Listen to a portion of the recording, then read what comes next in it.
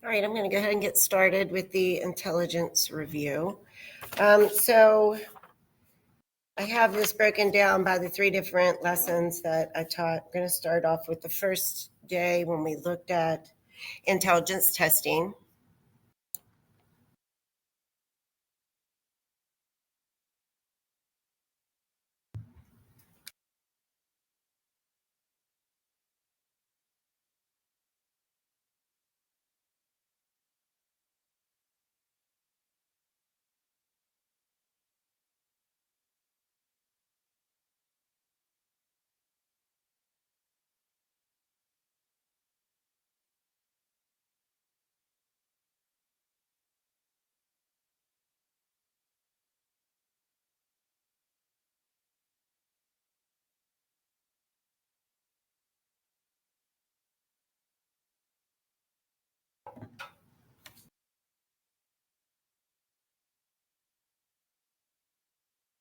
All right, so this is the slide from the first day when we looked at where intelligence tests originated. So we learned that Binet was the first to create an intelligence test in the early 1900s, and that would have been in France. That test was designed to assess children with special needs. He was looking at trying to discover a child's mental age. After France passed a law stating that all children had to go to school, it was determined that children who were older and had been working and not in school, if they were placed with children the same chronological age, that they would be at a disadvantage.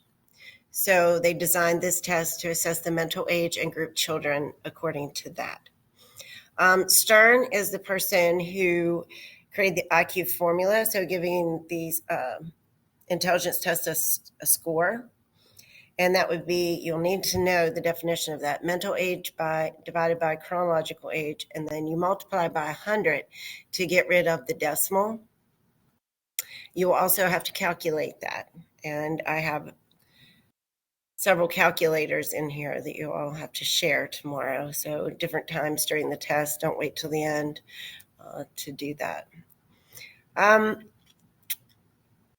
We also looked at the fact that most believe that your IQ level, your intelligence level is in your genes. It's something that you inherit.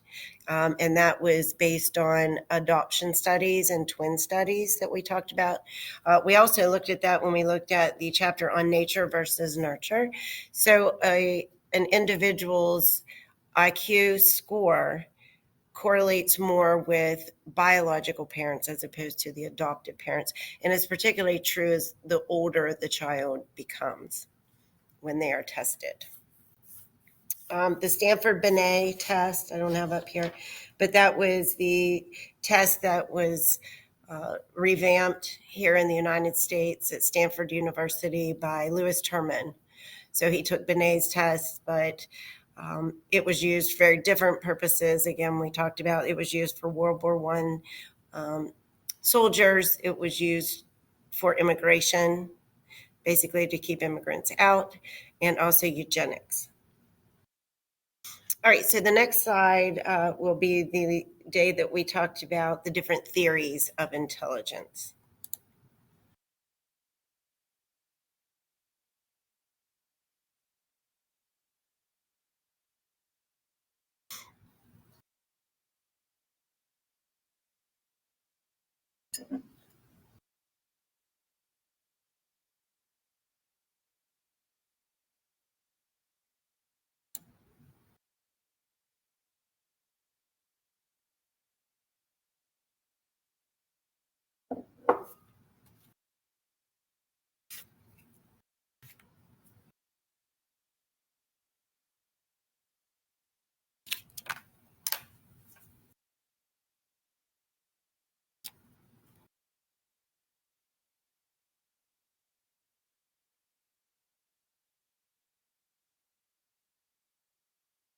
All right, so we start off, you see the definition of intelligence that will be on there. It's the ability for us to learn from experience, solve problems, but then use that knowledge to be able to adapt to new situations that we're put in. The first theory that was proposed by Spearman, and Spearman believed in the G factor, or generalized intelligence.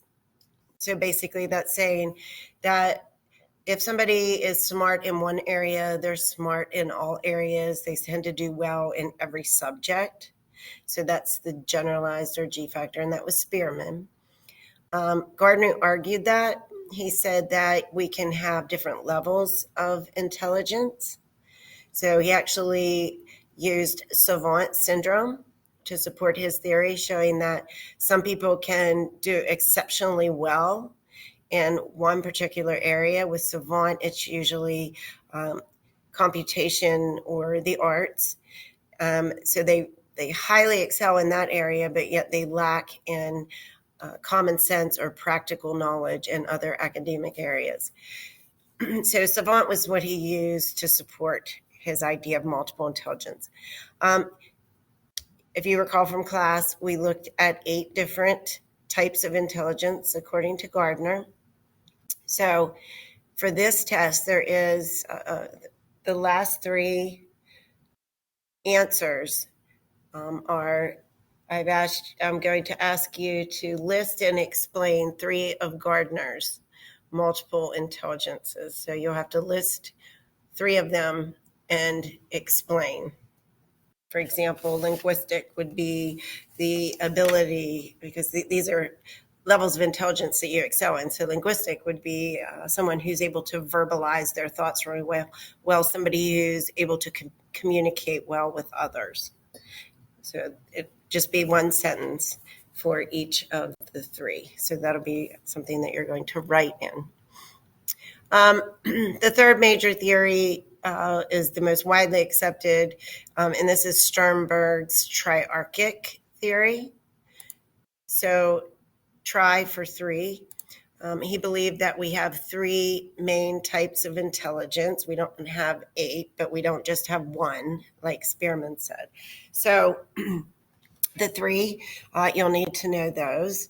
So analytical is your academic intelligence, and creative would be problem solving and the arts, and then practical knowledge is having common sense, and they're very separate from each other. You'll also see emotional intelligence on the test, and that's the ability to understand others' facial recognition, be able to understand other people's body language.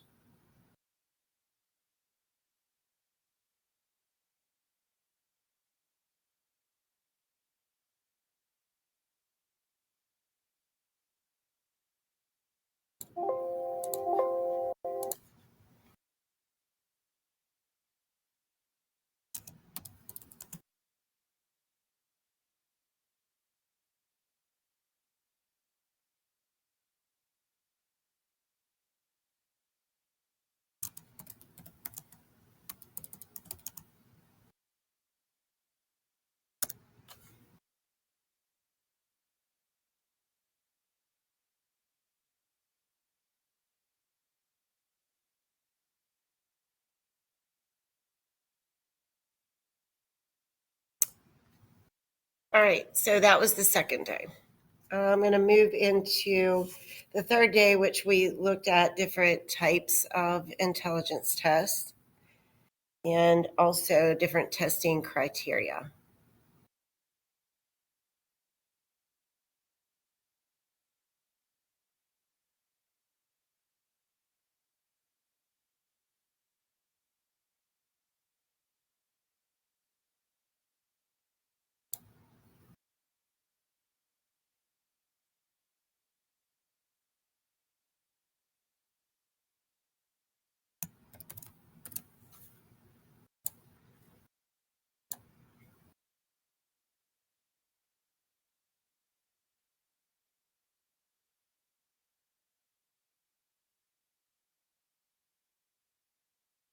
Hey, Riley, I just sent you a message.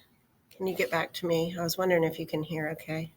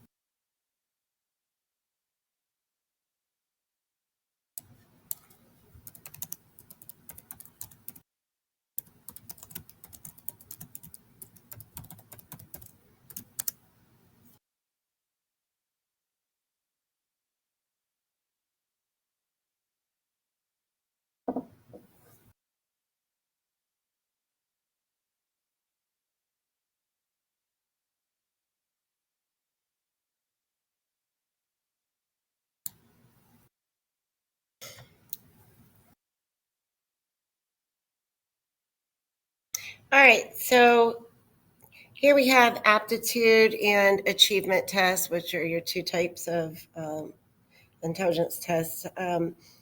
Aptitude is a predictor. So this is predicting how well you will do later on. Two good examples here would be the SAT. You take the SAT, it's really not assessing one subject, it's a predictor of how well you will do in college. And also, your written driver's test to get your permit would be an example of an aptitude test. It's a predictor of how well you will be able to drive if you're allowed. Achievement. Achievement is an assessment of what you know. So that would be like your unit tests that you take for me, or an exam, or an AP test. Heritability, that is just, as I said before, it is believed that intelligence is something that we inherit.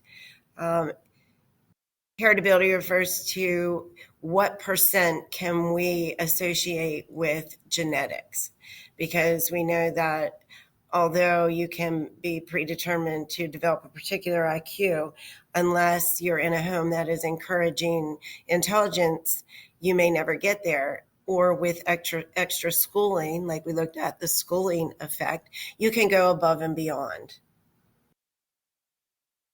The WAIS, the Wechsler's Adult Intelligence Scale, that is the most commonly used intelligence test now. It's set up to also identify learning disabilities, and that replaced the Stanford Binet. Remember, it has two subsets. One is written and verbal, and one is non-verbal. So one is like looking at academic areas, and then the other subtest would be looking at like what comes next in this series, like block formation, things like that.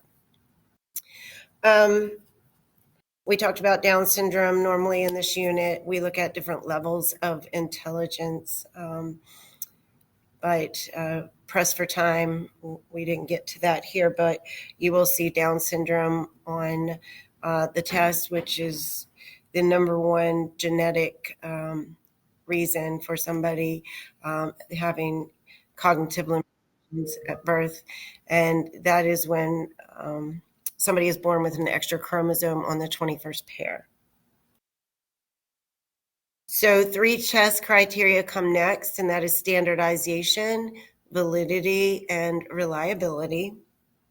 So you want to associate standardization with pre-testing large groups, and that's to get that baseline.